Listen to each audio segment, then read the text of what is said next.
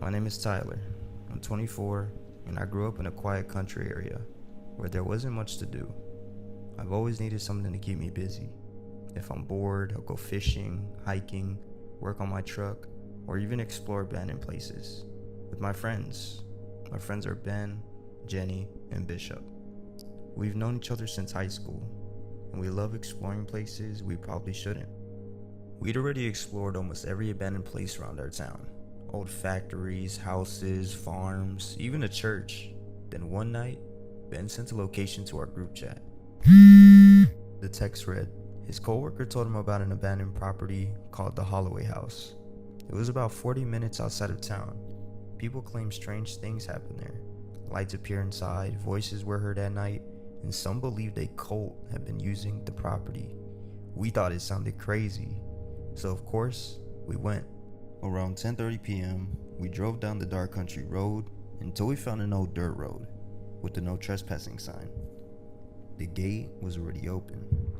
We drove through, and then soon, we saw the house. It was huge, dark, and surrounded by trees, but the front door had already been opened.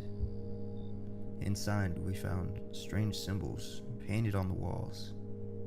At first, we laughed. Then, we noticed the black paint looked fresh. At the end of the hallway was a locked door. Suddenly, we heard footsteps upstairs. Someone was walking around. And that's when we decided to leave, until the front door slammed shut. A man outside yelled, "Hey, are you here by yourself?" That's when we ran towards the back. Footsteps started rushing towards us. We smashed the window and escaped into the woods. As we ran, we heard several people behind us.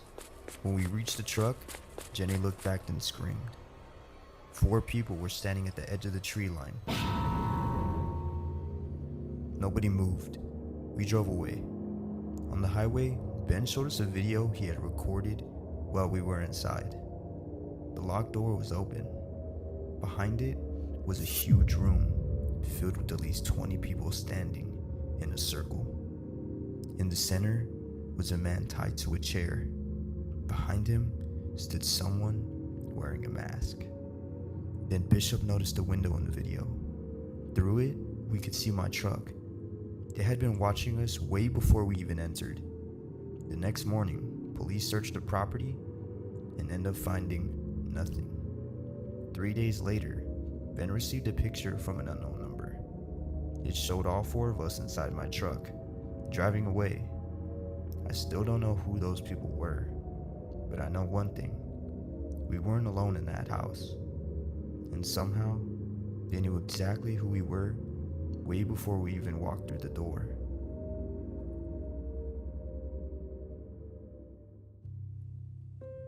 My name is Jake. I was 24 when this happened, about 3 years ago. At the time, I needed extra money, so a family friend offered me $400 just to come watch his house for a weekend, and I obviously accepted. The house was 30 minutes away from mine, and even had 2 cool dogs named Dixie and Duke. But before leaving, he showed me around a little bit. The kitchen, the bedrooms, the garage, the basement, but then he pointed to a locked door at the end of the hallway. "Just storage," he said. "The lock sticks." I didn't think much of it, but it drove my curiosity insane. The first night was normal, ended up watching a scary movie and falling asleep surprisingly.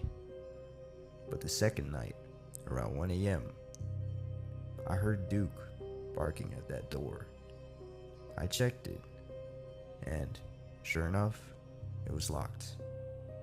But the next morning, I found it open. And piquing my curiosity, I looked inside. There was only boxes and old furniture in there. My needs were filled. I eventually got to see what was behind that creepy ass door. So I closed it, went on about my day. But later on that night, I just had the urge to walk around the block, just to get my mind off things. I ended up taking Dixie and Duke with me for a walk. We were gone for about 2 or 3 hours, until eventually we all got tired. So we headed back. The moment we got to the house, I just wanted to sleep. I let the dogs go where they usually go. They have their own spot. So I headed upstairs to the guest room, got everything ready for my sleep, and hit the bed. As I was laying there, I slowly started fading into my sleep until I heard movement.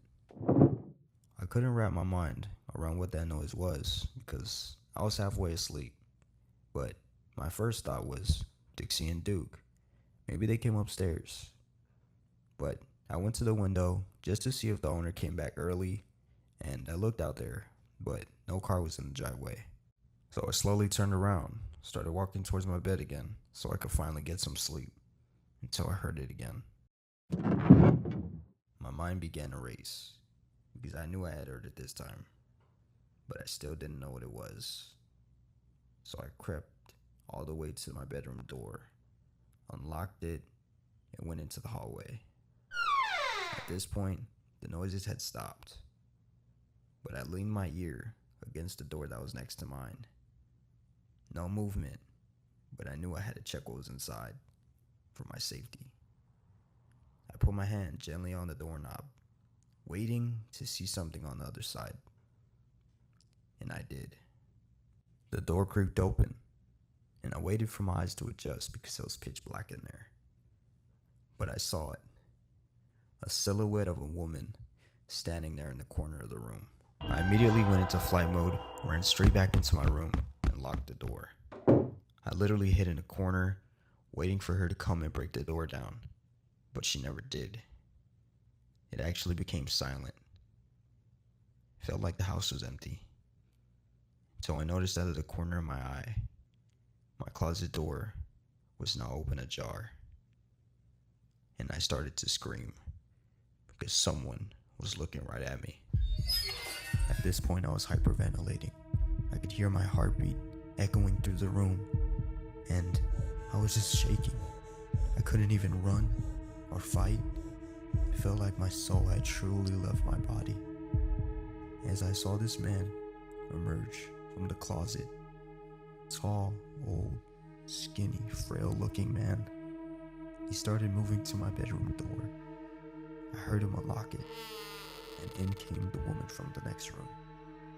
She was holding a sharp object, and I knew truly I couldn't escape the situation. Until I saw Dixie run up the stairs and bite the man in the ankle. This was my time. I ran out the room, straight towards the front door. I even fell, but I got back up. So I ran. I ran all the way down until I found a local gas station and called the cops. About 10 minutes later, cops came to the gas station, picked me up, and I told them the address, and they took me to the house. The door was still left wide open. They told me to wait in the car, and they literally ran to the door, guns drawn, hoping to catch the attackers. And about 5 minutes later, they came out with the same man that was in my room. I was immediately terrified, because I finally got to see how he looked. He had jet black wiry hair that hung over his shoulders and filthy torn clothes. He looked like a crazy person. Didn't know where he was at, but I knew he was there for a bad intention. After that, the cop calmed me down, told me what happened.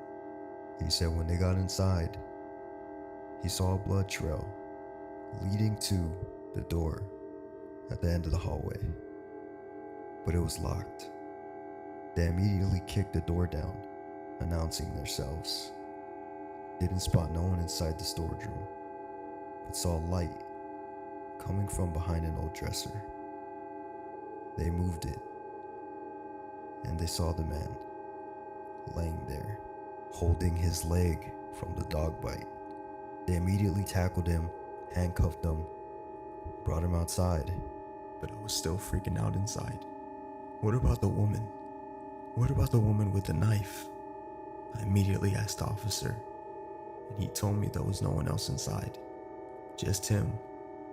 But they told me they found an entry point on how they got in. He told me the back door was wide open, but that made me think about the hidden room he just told me about.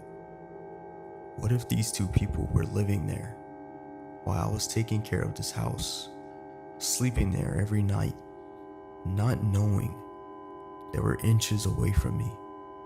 After this incident, I couldn't sleep at night.